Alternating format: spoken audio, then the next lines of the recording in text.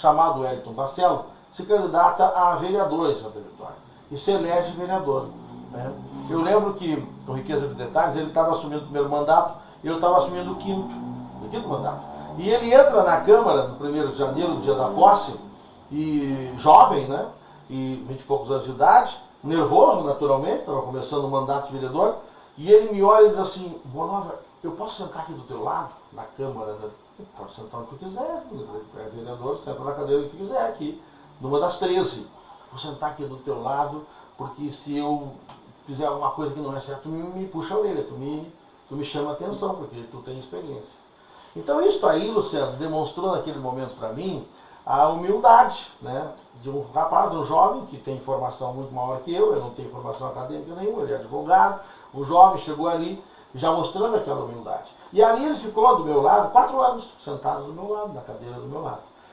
E 3 anos e meio depois desse dia, que ele chegou ali na Câmara, ele, do meu lado, no meu ouvido, meio que se aproxima e diz assim: vou concorrer a prefeito. Isso já em 2016, entrando no ano 2016. E eu olhei para ele e disse: rapaz, para com essa bobagem, fica quieto, rapaz. Tu vai te eleger vereador com a mão nas costas, é tranquilo, rapaz. Tá tranquilo, tu tá bem, teu partido tá bem. Ele era o MDB na época e o PSDB. Não bobeia, rapaz. Meio que aceitou, mas não aceitou muito. Na próxima sessão ele voltou com essa conversa, né? Bom, não, eu vou concorrer a prefeito, eu tô decidido. E aí eu meio que fui incisivo com ele, até porque ele tinha me dito lá 3 anos e meio: tia, se eu quiser fazer alguma coisa que tu não acha certo, tu me chama a atenção. Aí eu disse para ele: cara, estás mal, vai fazer bobagem, tu é um guri novo, fica aí, vai te eleger vereador tranquilamente, fica aí, não, eu quero concorrer a prefeito, eu estou com as ideias boas, eu tenho uma equipe para me ajudar e tal. E eu não concordei muito, eu disse: rapaz, fica quieto, tu, guri novo, tem esse tempo, daqui a pouco mais tu concorda. Ele não quis nem saber, ele disse: eu vou concorrer, então vai. E ele acabou concorrendo e se elegendo. Depois de se eleger, ele tirou uma onda comigo. Eu te falei, tá bom, então tem que aceitar, não adianta, né?